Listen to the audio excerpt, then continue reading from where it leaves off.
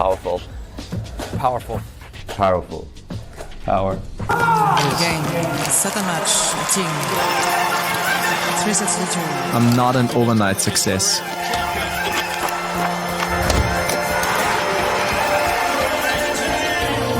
I've worked really hard for this.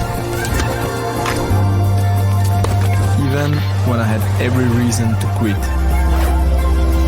But I always bounce back, because deep down I know I can do better. Very important, very sad, but also very beautiful message. The season 2024 is gonna be my last one. I'm gonna finish my career with the end of this season. 오스트리아의 도미닉 팀. 화려하면서도 안타깝고 굴곡이 많았던 테니스 커리어를 2024년 마무리한다고 발표했습니다. 도미닉 팀의 은퇴에 전 세계 팬들은 애도에 가까운 안타까움을 표시하고 있는데요. 30세 조기 은퇴를 선언하기에는 그의 테니스 기량에 대한 그리움이 너무 짙게 남아있기 때문일 것입니다. 자, 도미닉 팀, 오스트리아에서 태어난 테니스 선수입니다. 영어 철자로 THIEM이라서 TM이라고 부르는 분들도 많이 있지만 오스트리아 원어 발음은 팀입니다. 185cm, 79kg, 챔피언에 적합한 체격을 타고났습니다. 도미닉 팀은 1993년생으로 나달, 조코비치, 앤디 머리의 뒤를 이은 다음 제너레이션의 막내격이었지만 성적만큼은 단연 선두주자였습니다. 팀은 6살에 테니스를 투핸드 백핸드로 시작했는데 11살에 원핸드 백핸드로 전향했습니다. 2011년 프로에 뛰어들었지만 천재라기보다 대기만성형에 가깝습니다. ATP 랭킹 100위 안에 처음 올라선 게 2014년이었고 톱10 진입은 2016년 6월이 지나서였습니다. 23살을 넘어섰죠. 도미닉 팀은 클레이 코트에서 가장 강했습니다. 2015년 22살에 첫 ATP 투어 타이틀을 프랑스 니스에서 획득했습니다. 그의 17개 타이틀 가운데 10개가 클레이 코트에서 나왔습니다. 도미닉 팀이 전세계 팬들의 주목을 받은 계기는 2016년 부에노스 아이레스 오픈 준결승이었습니다. 당시 흑신 나달을 6대4, 4대6, 7대6으로 꺾고 결승에 올라가면서 센세이션을 일으켰죠. 나달의 뒤를 이을 클레이 코트 황태자로 불리기 시작한 시점입니다. 2016년부터 2018년까지 팀은 클레이 스페셜리스트였습니다. 클레이에서 나달 다음 가는 성적을 올렸기 때문입니다. 하드와 잔디에서는 아직이었죠.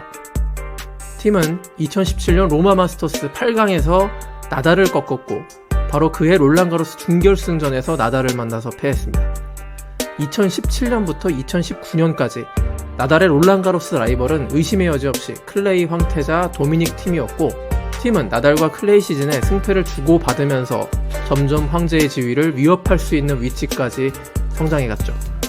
2017년부터 2019년 3시즌 동안 팀과 나달의 클레이 코트 맞대결 전적은 3승 4패 거의 팽팽했습니다. 클레이에서 나달과 이렇게 막상막하의 전적을 가진 건 조코비치 외에 팀이 유일했습니다. 팀은 하지만 클레이 황제로 끝내 등극하지는 못했습니다. 나달이 자리를 내주지 않았기 때문이죠. 대신 팀은 다른 선택지를 갖게 됩니다. 바로 하드코트에서였죠. 도미닉 팀은 클레이 원툴에서 점점 하드코트에서 최정상급 선수로 성장해 가게 됩니다. 마치 나달처럼 말이죠. 도미닉 팀은 2018년 US 오픈 8강에서 나달과 기념비적인 맞대결을 벌입니다.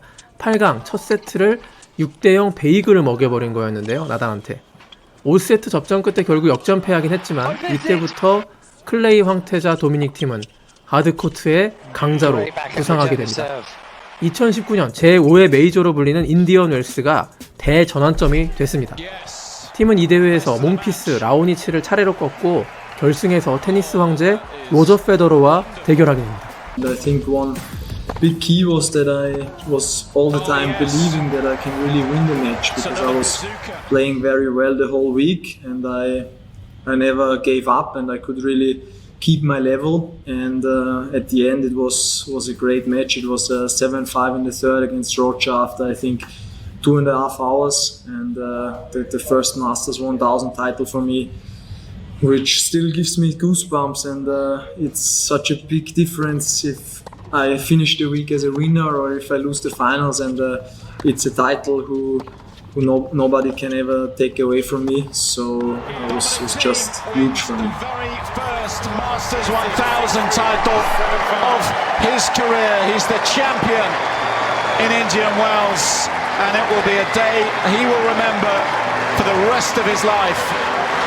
He's got the better of Roger Federer in one of the biggest finals of the sport. 자, 이 경기에서 팀은 페더러를 상대로 파워 포핸드를 쉼없이 날려서 결국 파워로 압도, 내용에서 페더러를 꺾고 생애 첫 마스터스 타이틀을 차지합니다. 아이러니였죠. 클레이 황태자가 하드에서 가장 먼저 마스터스 권좌에 올랐으니까요. 페더러를 인디언 웰스 결승에서 꺾은 건 기념비적인 사건이었습니다. 이후 도미닉 팀은 진정한 빅3의 아성에 도전하는 도전자로서 자리매김합니다. 베이징 오픈, 비엔나 오픈 등 하드코트 투어 대회에서 우승을 했고, 가장 결정적으로 2019년 ATP 파이널에서 페더러와 조코비치를 라운드 로빈에서 연파하면서 세계 최고의 선수로 거듭나게 됩니다. 이 상승세는 2020년 호주 오픈에서 그대로 이어졌는데요. 2020년 호주 오픈은 아마도 도미닉 팀 테니스 인생 최고의 경기력을 보여준 대회로 기억될 만합니다. 특히 8강에서 나달과 파워 대 파워, 탑스핀 대 탑스핀 정면 대결을 펼쳐서 3번의 타이브레이크를 모두 잡아내는 엄청난 체력과 정신력을 보여줬습니다. 결승에 올라서 조코비치에게 먼저 2대1로 리드를 했지만 노련한 조코비치의 게임 운영을 당해내지 못하고 역전패, 준우승에 그쳤습니다. 자, 그리고 코로나 팬데믹이 왔죠. 팀의 상승세가 계속 이어졌다면 어땠을까라는 가정을 해볼 수 있는 대목입니다. 개인적인 의견이지만 이때 팀의 경기력이 그대로 클레이 시즌으로 이어졌다면 나달과 롤랑가로스 대결은 예측 불허였다고 판단됩니다.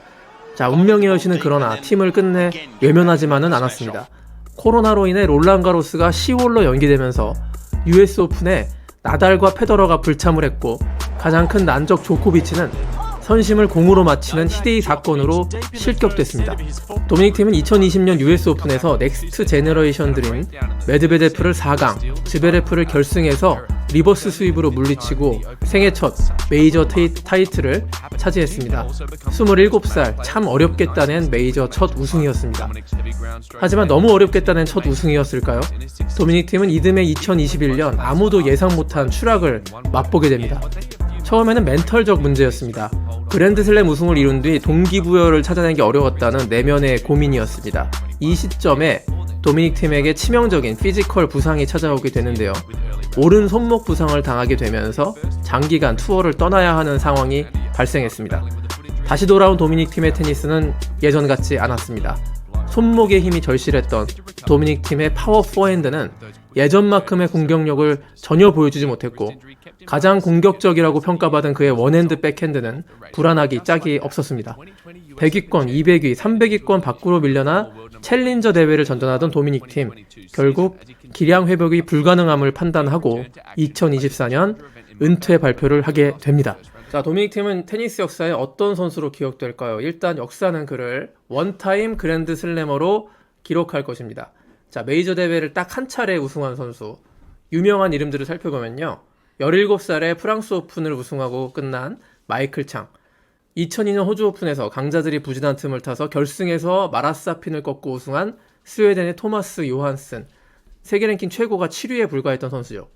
그리고 2003년 US 오픈에서 우승을 하고 그 이후에 로저 페더러라는 벽에 막혀서 준우승 전문가가 된 앤디 로딕이 떠오릅니다. 그리고 지독한 손목 부상에 시달려 20살에 US 오픈을 우승하고 더 이상의 그랜드슬램 타이틀을 추가하지 못한 델 포트로도 비교할 만할 것입니다. 자, 하지만 저는 도미닉 팀의 2020년 US 오픈을 3전 4기의 오또기 정신의 승리, 그리고 이와 유사한 3타임스 럭키의 주인공인 야나 노보트나와 비교하는 것은 어떨까 싶습니다. 자, 노보트나는 2차례 윈블던 결승에 올라서요. 슈테피 그라프, 마리티나 힌기스의 벽에 가로막혀 준우승에 그쳤죠.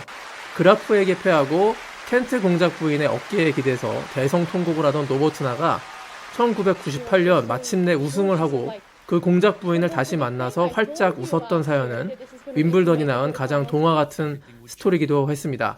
도미닉 팀은 메이저 1회 우승자지만 역사는 조금 더 그를 한 시대를 빛낸 테니스 스타로 기억을 해야 할 것입니다. 왜냐하면 서슬퍼런, 페더러, 나달, 조코비치 빅3 시대에 거의 유일하게 그들과 대등한 수준의 테니스로 그들의 아성을 실질적으로 위협했던 선수이기 때문입니다.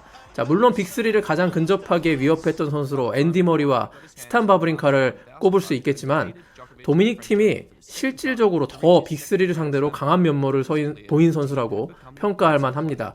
팀은 나달을 상대로 6승 10패의 전적을 갖고 있습니다. 클레이에서 약간 뒤지지만 하드코트에서는 2승 2패로 동률입니다.